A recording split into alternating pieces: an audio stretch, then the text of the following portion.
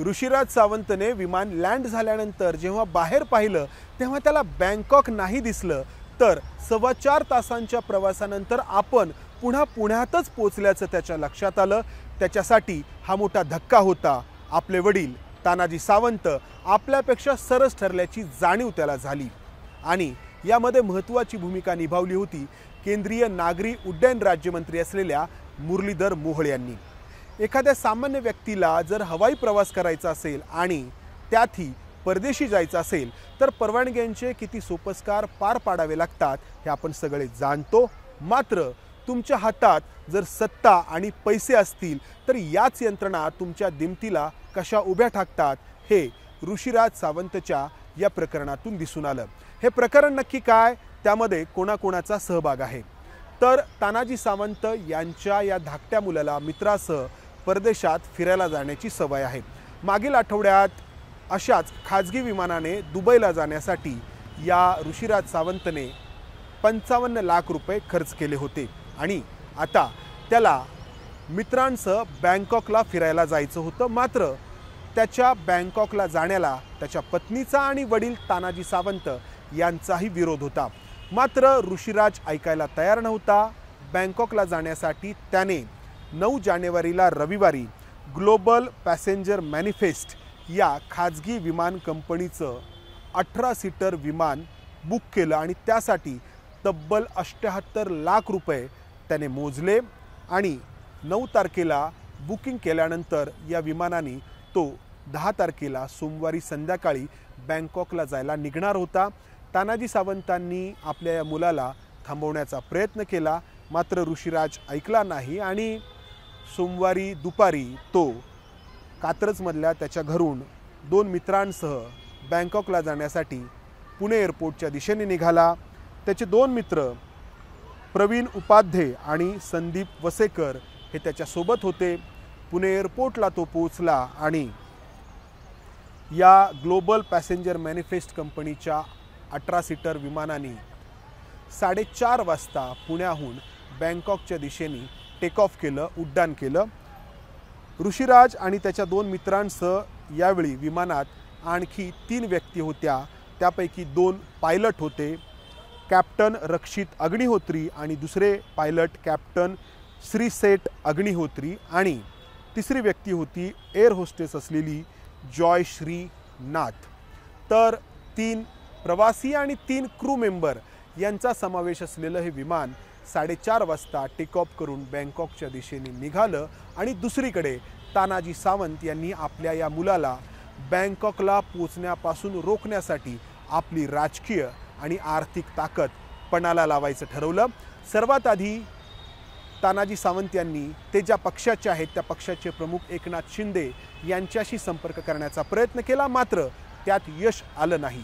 त्यानंतर मुख्यमंत्री देवेंद्र फडणवीस यांच्याशी संपर्क करण्याचा प्रयत्न केला, त्यामध्येही सुरुवातीला यश आलं नाही। मात्र या तानाजी सावंत यांचे नातेवाईक चिंचवडचे भाजपचे आमदार शंकर जगताप हे आहेत, त्यांच्यामार्फत मुख्यमंत्री आणि त्यांच्या कार्यालयाशी संपर्क करण्याचा प्रयत्न झाला, तो यशस्वी ठरला आणि मुख्यमंत्री कार्यालयाकडून सूचना 2 स्वरूपाच्या देण्यात आल्या। पहिली सूचना पुणे पोलिसांना होती आणि दुसरी केंद्रीय नागरी उड्डयन राज्यमंत्री असलेल्या मुरलीधर मोहोळ यांना। एखादं विमान जे हवेतून प्रवास करतंय ते जर पुन्हा परत बोलवायचं तर त्यासाठी ठोस असं कारण आवश्यक होतं। सुरुवातीला हा ऋषिराज सावंत गायब झाल्याची मिसिंगची तक्रार देण्यात आली, मात्र त्याहून अधिक असं ठोस कारण आवश्यक असल्यामुळे ही मिसिंगची तक्रार त्यानंतर अपहरणामध्ये रूपांतरित करण्यात आली आणि ऋषिराज सावंतचं अपहरण झाल्याची तक्रार सोमवारी संध्याकाळी 5 वाजता पुण्यातील सिंहगड रोड पोलीस ठाण्यामध्ये देण्यात आली आणि त्यानंतर गुन्हा नोंद करण्याची प्रक्रिया सुरू झाली।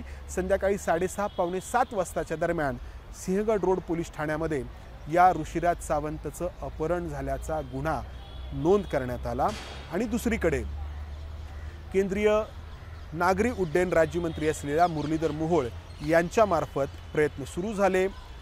मुरलीधर मोहोळ यांनी या नागरी उड्डयन विभागाचे महासंचालक असलेल्या कार्यालयाला सूचना केली आणि या कार्यालयाकडून एअर ट्रॅफिक कंट्रोलला सूचना करण्यात आली। हवेतून प्रवास करणाऱ्या विमानांचं नियंत्रण या एअर ट्रॅफिक कंट्रोलच्या हातामध्ये असतं।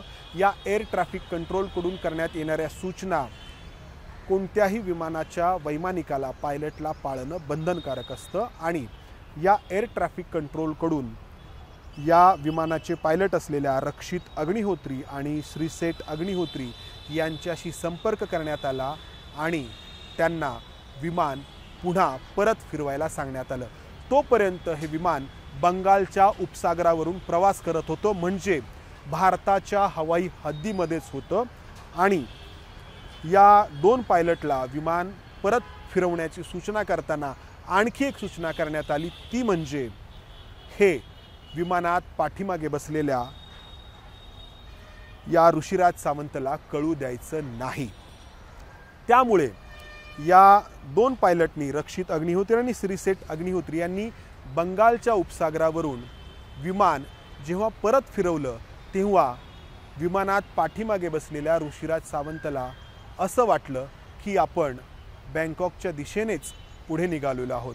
दुसरीकडे तानाजी सावंत त्यांच्या नातेवाईकांसह पुणे पोलीस आयुक्तालयामध्ये पोहोचले आणि पुण्याचे जॉईंट पोलीस कमिशनर यांच्यासह त्यांनी पोलीस आयुक्तालयामध्ये ठाण मांडलं आणि या ज्या सगळ्या सूचना एअर ट्रॅफिक कंट्रोलकडून या विमानाच्या वैमानिकांना दिल्या जात होत्या यावरती ते जॉईंट पोलीस कमिशनरांच्या सोबत लक्ष ठेवून होते आणि जेव्हा त्यांना समजलं की हे विमान बंगालच्या उपसागरावरून पुन्हा परत फिरतंय तेव्हा तानाजी सावंत यांचा मोठा मुलगा पुणे एअरपोर्टच्या दिशेने निघाला आपल्या लहान भावाला रिसीव्ह करण्यासाठी आणि 4.25 तासांच्या प्रवासानंतर हे विमान पुणे एअरपोर्टवरती लँड झालं। मात्र तोपर्यंत या ऋषिराज सावंतला वाटत होतं की आपण बँकॉकला निघालेलो आहोत।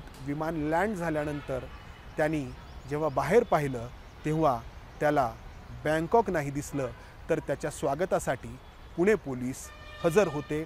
या पुणे पोलिसांनी ऋषिराज सावंतला पुणे एअरपोर्टवरून कात्रजच्या त्याच्या घरी पोहोच केलं। हा पूर्णपणे सावंत कुटुंबाचा अंतर्गत विषय आहे। इतरांनी त्यामध्ये पडण्याचं किंवा त्यामध्ये माहिती घेण्याचं काही कारण नाही। मात्र यामध्ये या एका कुटुंबाच्या अंतर्गत वादासाठी किती शासकीय यंत्रणांचा उपयोग किंवा वापर करण्यात आला हे आपण पाहिलं आणि यावरूनच टीका होतीये, चर्चा होते आहे की इतक्या सगळ्या यंत्रणांचा वापर हा या सगळ्या प्रकरणामध्ये करण्यात आला। सामान्य माणसासाठी ज्या परवानग्या घेण्यासाठी अनेक सोपस्कार पार पाडावे लागतात, मोठा कालावधी त्यासाठी जातो, त्याच सगळ्या यंत्रणा किती वेगाने कार्यान्वित झाल्या हे आपण या प्रकरणामध्ये पाहिलं। कॅमेरामन विजय राऊतसह मी इथेच थांबतो। धन्यवाद। एबीपी माझा, उघडा डोळे बघा नीट।